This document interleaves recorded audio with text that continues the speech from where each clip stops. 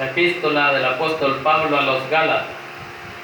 Ahí vamos a meditar, capítulo 3 de Gálatas.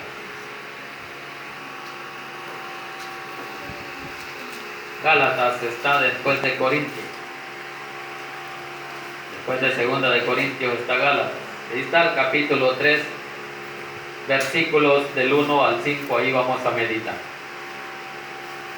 Cuando lo tenga se me pone de pie y me regala un fuerte amén.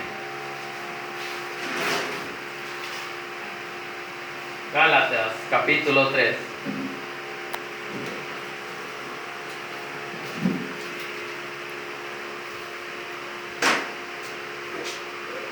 ¿Tenemos todo, hermanos? Amén. Amén. Va. Leemos la palabra, versículos del 1 al 5. Dice la palabra de nuestro Dios: oh Gálatas insensatos, ¿quién os fascinó para no obedecer a la verdad? A vosotros, ante cuyos ojos Jesucristo ya fue presentado claramente entre vosotros como crucificado. Versículo 2. Esto solo quiero saber de vosotros: ¿recibisteis el Espíritu por las obras de la ley o por el oír con fe? Tan necios sois, habiendo comenzado por el Espíritu, ahora vais a acabar por la carne. Tantas cosas habéis padecido en vano, si es que realmente fue en vano. Aquel pues que os suministra el Espíritu y hace maravillas entre vosotros, ¿lo hace por las obras de la ley o por el oír con fe? Inclinemos nuestro rostro, pidamos la bendición por esta palabra. Buen Dios y Padre que estás en los cielos, le damos gracias, Señor, por el privilegio que nos da esta noche de poder exaltar y glorificar su santo y bendito nombre. Pido, Señor, que bendiga la vida de cada uno de mis hermanos, que se ha hecho presente, Señor, a este lugar para glorificar. Y también a los que nos van a sintonizar por las redes sociales, Señor, bendiga a cada uno de ellos, Señor, y gracias por permitirnos entrar en la intimidad de su hogar. Ahora, Padre Santo, le pido que sea su Santo Espíritu tomando el control de mi vida, mi mente, mi corazón, mis labios y mi boca, para que a esta hora no hable yo nada que no sea de su agrado, que lo que aquí se hable, Señor, sea para honra y gloria suya y la edificación de la vida de su pueblo. En el nombre poderoso de Jesús hemos orado. Amén. Amén. Bien, vamos a hablar sobre la epístola a los Gálatas en el capítulo 3, hablando de cómo se recibe el Espíritu de Dios, si es por la fe o es por las obras de la ley o de la carne. Sabemos de que la ley, a los que creen que viven por la ley, es una maldición. ¿Por qué? Porque el faltar a uno de los mandamientos lo hace maldito. Y eso lo dice aquí. Si ustedes vean ahí el versículo 10, ¿qué dice? Ahí mismo en el capítulo 3. Dice: porque todos los que dependen de las obras de la ley están bajo maldición. Entonces no es que no sea maldición. Si usted y yo creemos que vivimos conforme a las obras de la ley, estamos bajo maldición. Porque a los mandamientos de la ley fallamos. Y el que falla es condenado. Está condenado a morir, como sea, apedreado o como lo constituye la ley. Así es que dice allí, escrito está, dice: maldito todo aquel que no permanece en todas las cosas escritas en el libro de la ley para hacerlas. Ahí está, cuando no se hacen las cosas de la ley, como uno dice, o como uno dice que vive de acuerdo a la ley, cae bajo maldición. Así es que, hermanos, nosotros no debemos de decir que estamos bajo la ley, porque estamos bajo maldición, porque no cumplimos la ley. Y la ley fue dada para un medio o una guía de vida al pueblo de Israel. Ahora nosotros ya vivimos en tiempos de la gracia de nuestro Dios. Porque para eso murió Él. Por su misericordia, por su bondad, por su gracia, por su sangre derramada en la cruz. Por la fe nosotros la recibimos. Recibimos esa gracia y esa salvación que Él nos dio. Así es que, por eso es que el apóstol Pablo está hablando aquí a los de Galacia, porque el libro de Gálatas se escribió allá en Galacia. Y le escribió el apóstol Pablo, porque los Gálatas habían sido confundidos. Ellos habían oído más las cosas de la ley que la gracia de Dios, y los lograron convencer. Entonces el apóstol Pablo los ama tanto que los corrige de esa forma, diciéndoles: oh Gálatas insensatos. ¿Y qué quiere decir insensato? Que no piensan, sin seso. Eso es lo que pasa, que no analizan la palabra. Entonces ellos estaban acostumbrados a oír la ley como una religión. Por eso ellos se sentían orgullosos, y muchos de los fariseos y los escribas se creían ellos grandes, porque creían que Dios a ellos les había dado la ley y que solo ellos podían administrar. Por eso se oponían a lo que Cristo venía predicando, el evangelio de arrepentimiento para perdón de pecados. Y entonces siempre buscaban hallar algo en Jesús para destruirlo, para matarlo. Pero al final era el plan de Dios, que Jesús muriera para que nosotros pudiéramos ser salvos. Si Él no moría, nosotros ya estaríamos muertos eternamente. No habría esperanza de resurrección ni de vida eterna. Pero como el plan de Dios es perfecto y nadie lo va a detener, nadie puede decirle a Dios: no hagas esto, sino Él lo hace porque le place. Lo que Él piensa, lo que Él cree que es lo mejor, Él hace. Usted y yo podemos decir es lo mejor que hacemos, pero nos equivocamos. Pero Dios no se equivoca, y por eso está ahí la soberanía de Dios. ¿Qué quiere decir soberanía? Él es soberano, y soberano quiere decir que no hay nadie sobre Él, ninguna autoridad mayor. Entonces Él es la máxima autoridad en el mundo entero. Eso quiere decir que nadie le da orden, que nadie le va a decir: hágame esto, sino Él hace lo que le place. Eso es lo que la palabra dice. Así es que confiemos en nuestro Dios, que Él hará lo mejor para nuestras vidas, hará lo mejor para sus hijos. ¿Quiénes son sus hijos? Todos nosotros, los creyentes, los que creemos por la fe que Él dio su vida por nosotros. Entonces, cada vez que nosotros escuchemos la palabra, traigamos esa disposición en nuestros corazones, de que Dios va a hablar a nuestras vidas para que nos vaya mejor, para que nuestro camino sea prosperado. ¿Por qué? Porque Él tiene misericordia, porque Él no quiere que nadie perezca, dice la palabra, sino que todos vengan al arrepentimiento y así sean salvos. Así es que ahí es donde dice de que: oh Gálatas insensatos, ¿quién os fascinó para no obedecer a la verdad? A vosotros, ante cuyos ojos Jesucristo fue ya presentado claramente entre vosotros como crucificado. Está hablando que por qué se dejaron engañar.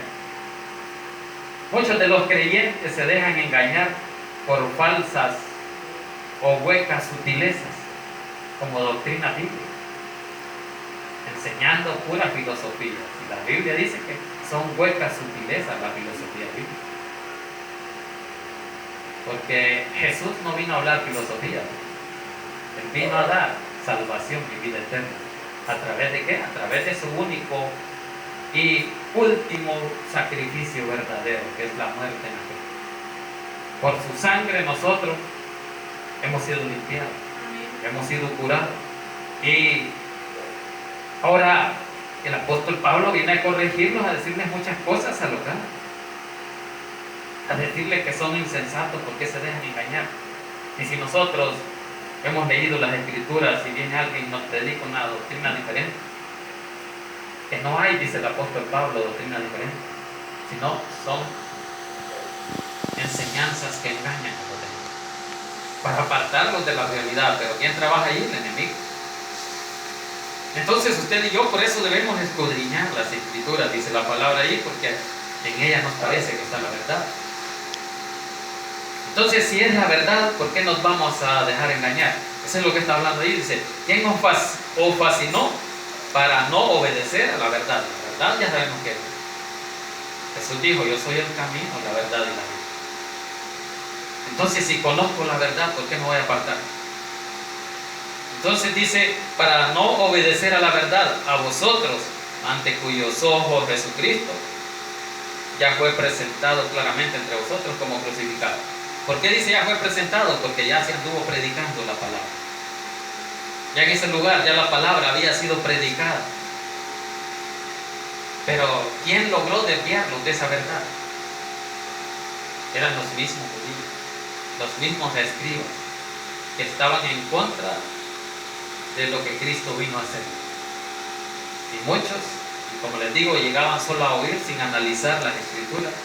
Y por eso es que les recomiendo que cada vez que leamos la Escritura, que le pidamos al Espíritu Santo que nos guíe, que nos ilumine para poder entender lo que Él quiere hablar a nuestra vida. Porque si nosotros leemos como humanos, vamos a leer como un diario, ni vamos a entender qué es lo que Dios está hablando. Pero por eso es que aquí habla de que Cristo ya fue presentado como crucificado. ¿Para qué? Para salvarnos. Allí, cuando Él fue crucificado, se fueron todas nuestras culpas, todos nuestros pecados, porque la palabra allá en Romanos nos dice de que todos somos pecadores. Por cuanto todos pecaron, están destituidos. ¿Qué teníamos nosotros? Herencia de la muerte eterna. Por cuanto todos pecaron, están destituidos o estaban destituidos de la gloria de Dios. Pero por su gracia, por su misericordia, Él vino y nos justificó. ¿Y qué es la justificación? El darnos por libres. ¿Libres de qué? Del pecado. Si en un juicio hay un culpable y un inocente, Cristo viene y los agarra como inocentes y dice: yo me presento como culpable, la culpa no es de Él, la culpa es mía, yo la tomo. Entonces Cristo tomó su culpa y la mía y murió en esa cruz. Allí murió, dice, haciéndose maldición, porque ahí vimos de que todo el que muere en una cruz era maldito, y Él tomó, dice la palabra, esa maldición. ¿Por qué? Por nosotros. ¿Por qué era maldición? Porque Él no era pecador y usted y yo sí somos pecadores. Si no dijera Romanos eso, de que todos pecamos, y como estábamos siendo pecadores, teníamos derecho a la muerte, a la condenación. Pero Él nos salvó por la fe de que su sangre derramada no fue en vano. Eso es lo que habla el apóstol Pablo. Avancemos ahí y dice, versículo 2: esto solo quiero saber de entre vosotros: ¿recibisteis el Espíritu por las obras de la ley o por el oír con fe? ¿Cuántos saben cómo se recibe el Espíritu? ¿Por la fe o por la ley? Por la fe del oír la palabra. Entonces eso es lo que les está diciendo el apóstol Pablo. Esto solo quiero saber de vosotros: ¿recibiste el Espíritu por las obras de la ley o por el oír con fe? Entonces no es la ley la que da la fe, es el poder de Dios, la misericordia de Dios con su muerte en la cruz. Allí Jesús nos redimió, nos libró. Dice que todos nuestros pecados fueron tirados a lo más profundo de la mar.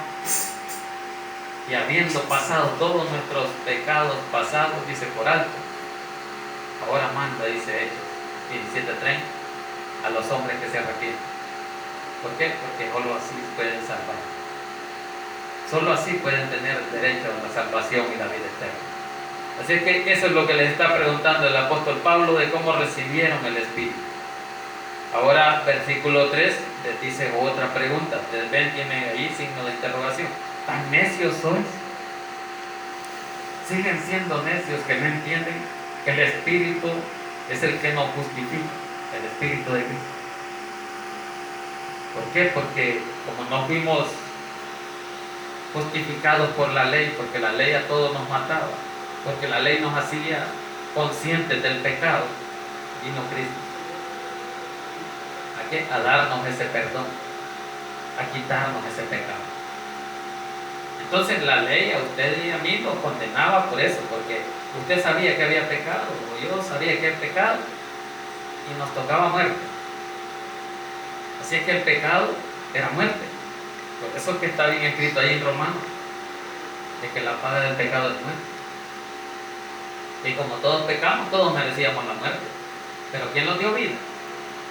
Cristo vino y murió y nos dio vida a nosotros al resucitar. Dice que Cristo nos da esa esperanza. Cristo es la primicia de la resurrección. ¿Para qué? Para enseñarnos de que así como Él resucitó, nosotros vamos a resucitar. Amén. Así que ahí les está diciendo: tan necios sois, habiendo comenzado por el Espíritu, ahora vais a acabar por la carne. Seguimos de necios pensando de que la ley dice esto y esto vamos a hacer. Por eso es que les dice: tan necios sois. Si ya comenzamos por el Espíritu, sigamos. Porque el Espíritu es el que vivifica. Así que le dice el apóstol Pablo: ahora vais a acabar por la carne. O sea, empezando por el Espíritu, ahora vamos de nuevo a la maldición de la carne, a la maldición del pecado, a la maldición de la ley. Así es que el apóstol Pablo está haciendo esa pregunta a los Gálatas, de que cómo es que ahora quieren regresar a la carne. No es posible de que ya hayamos conocido a Cristo y sigamos de nuevo en el pecado. Sigamos haciendo lo que no le agrada. ¿Por qué? Porque nosotros sabemos qué es lo que le agrada y qué es lo que no le agrada. Entonces somos conocedores de la palabra. Pero no basta solo conocerla, sino ponerla por obra. Si yo sé que pecar no es agradable delante de Dios, ¿por qué sigo en el mismo pecado? Tiene que haber ahí el discernimiento de la palabra. Versículo 4 dice: tantas cosas habéis padecido en vano, si es que realmente fue en vano. ¿Quién es el que padeció, hermano? Cristo. Lo que padeció no fue en vano. Ya estaba escrito que Dios iba a mandar a alguien a morir por el mundo. ¿Por qué? Porque Dios ama al mundo. La obra de amor más grande en el mundo ha sido Jesucristo, y lo ha demostrado muriendo por todo el mundo, porque nadie puede morir por el mundo entero más que Cristo Jesús, y nadie podría quitar el pecado si era pecador, porque un pecador no le va a quitar el pecado a usted ni a mí. El único que lo puede quitar es alguien que nunca haya pecado, y ese ¿quién era? Cristo. Es el único. Así es que por eso es que aquí dice que lo que se ha padecido es en vano. Pero no es en vano, porque la muerte de Cristo nunca va a ser vano. La sangre de Cristo es el precio que Él pagó por el mundo entero. Así es que vamos a ir a unos versículos, pero terminemos ahí en el 5 aquí. Dice: aquel pues que os suministre el Espíritu y hace maravillas entre vosotros, ¿lo hace por las obras de la ley o por el oír con fe? Ahí está de nuevo haciendo las preguntas el apóstol Pablo. Ustedes ven, tiene un signo de interrogación, que es una pregunta, y está diciendo que como el Espíritu de Dios, si nosotros ya tenemos el Espíritu de Dios, si ya Dios nos dio el Espíritu, ¿cómo es que ahora queremos volver a la ley o a las obras de la carne? No dice eso, sino que tenemos que ser salvos por la fe, por reconocer que la sangre de Cristo pagó nuestra culpa. Y solo ahí tenemos limpieza para nuestra vida, para nuestra alma. Vámonos a esas citas ahí en Romanos. Vámonos a Romanos capítulo 3. Romanos está ahí atrás de Corintios. Vámonos al versículo que les dije en 3:23: por cuanto todos pecaron y están destituidos de la gloria de Dios. Ahora dice en el 24 que siendo justificados gratuitamente por su gracia, mediante la redención que es en Cristo Jesús. Aquí está lo que les dije de la sangre, a quien Dios puso como propiciación por medio de la fe en su sangre. Ahí está, por medio de la fe en su sangre derramada, dice, para manifestar su justicia a causa de haber pasado por alto en su paciencia los pecados pasados. Ahí está, donde los pecados que Cristo nos perdonó son pasados, son cosas del pasado. No tenemos por qué volver atrás. Su sangre nos ha limpiado y somos salvos por pura fe, por pura gracia. Porque aquí más atrás, si ustedes ven el versículo 10 del capítulo 3, dice que no hay justo ninguno. Eso es lo que dice ahí. No hay justo ni aún uno, dice. No hay quien entienda, no hay quien busque ayuda. Todos se desviaron, dice ahí. Entonces no hay nadie. ¿Pero por qué? Nada. Todos nos desviamos porque nosotros, por nuestra propia fuerza, por nuestra propia humanidad, no podemos hacer nada. Lo que creemos que es recto delante de Dios es torcido. Entonces por eso habla ahí que todos nos desviamos. Todos somos pecadores, eso es lo que dice ahí, y por eso no hay ningún justo. Ahora, ¿quién lo justifica? Es Cristo. Y veamos ahí entonces el otro versículo que dice en el capítulo 5. Dice 5:1: justificados pues por la fe, tenemos paz para con Dios por medio de nuestro Señor Jesucristo. Ahí está el medio por el cual nosotros somos salvos. Sin la fe en Cristo no somos nada. Eso es lo que dice ahí. Justificados pues por la fe, tenemos paz para con Dios por medio de nuestro Señor Jesucristo. Si usted y yo, hermano, no creemos de que Cristo ya nos limpió nuestros pecados y que ahora somos salvos, según el mundo, según otro, no es así, ¿va? Nadie es salvo, dice todo el mundo. Nadie sabe, dice. No sabe para dónde va, dice. Cuando usted evangeliza o yo evangelizo, esas son las respuestas que recibe. ¿Y usted al morir para dónde va? Nadie sabe, solo Dios sabe. Pero ¿y la fe? ¿Qué dice ahí? Lo que nos ha hecho justos, ¿quién es? Jesús. Porque ya leímos ahí que dice que no hay ningún justo. Pero Él nos justifica. Habiendo tomado el lugar de culpable, ahora viene y lo justifica. Así es que usted y yo somos justos porque Cristo nos ha justificado. Y si usted y yo tampoco lo creemos, tampoco vamos a ser salvos.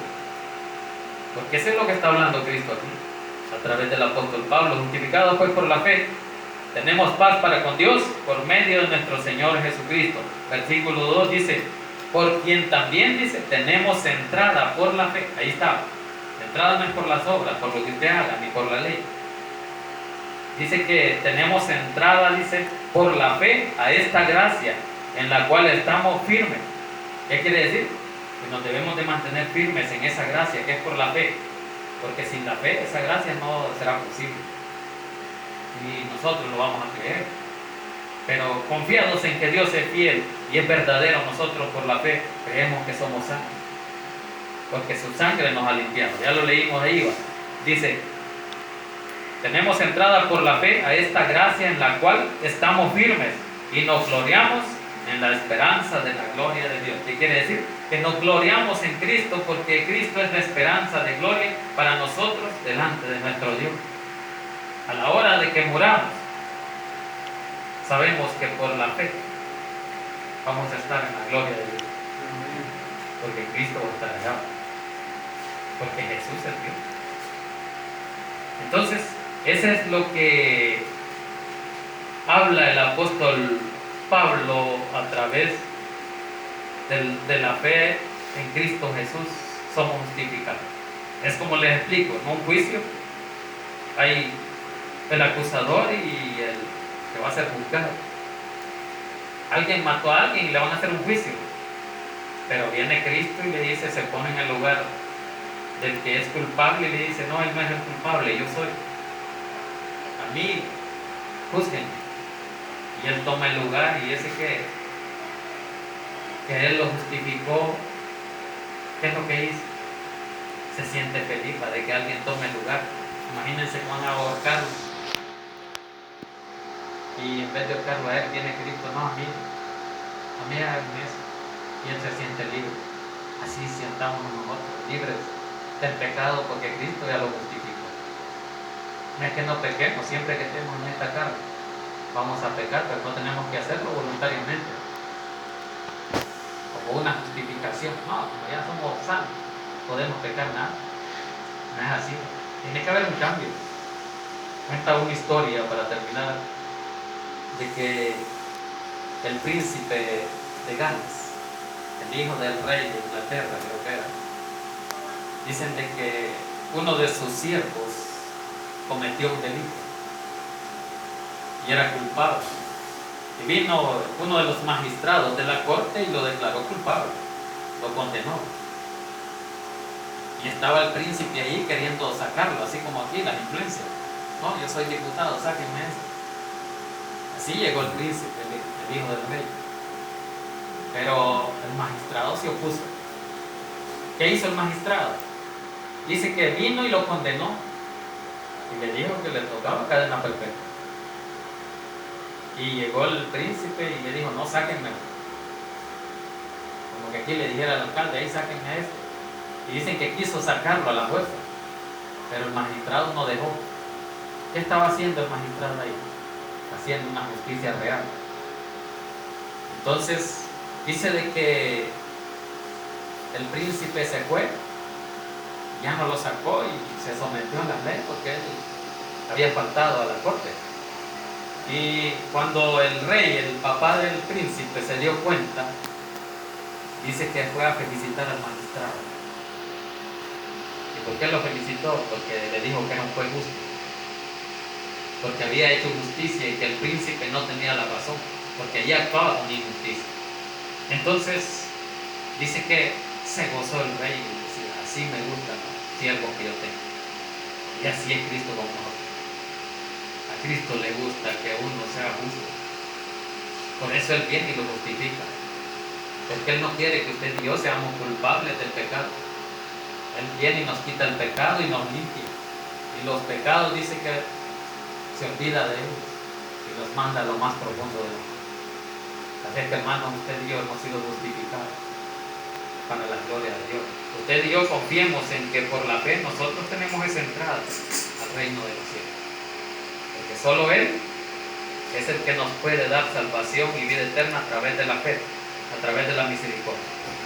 Ahí estaba la palabra, hermanos. La gloria y la honra es para Dios. Inclinemos nuestro rostro y démosle gracias a Dios por esta palabra. Pues Dios y Padre que estás en los cielos, le damos gracias, Señor, por el privilegio que nos dio esta noche de poder exaltar y glorificar su santo y bendito nombre. Gracias le damos, Señor, por enseñarnos, Señor, a través de estos estudios bíblicos, cómo usted nos justifica, cómo usted nos hace libres, aún siendo culpables, tomando por nosotros esa culpa y muriendo en el lugar nuestro, porque esa muerte era para nosotros, pero usted, Señor, a través de su misericordia, murió por nosotros y nos hizo libres, nos dio esa esperanza de salvación y vida eterna. Ahora nosotros, agradecidos con usted, reconocemos esa palabra de que por la fe recibimos el Espíritu suyo, Padre. Gracias, Señor, por enseñarnos lo que usted quiere hablar a nuestra vida, lo que el hombre debe de saber acerca de la justificación.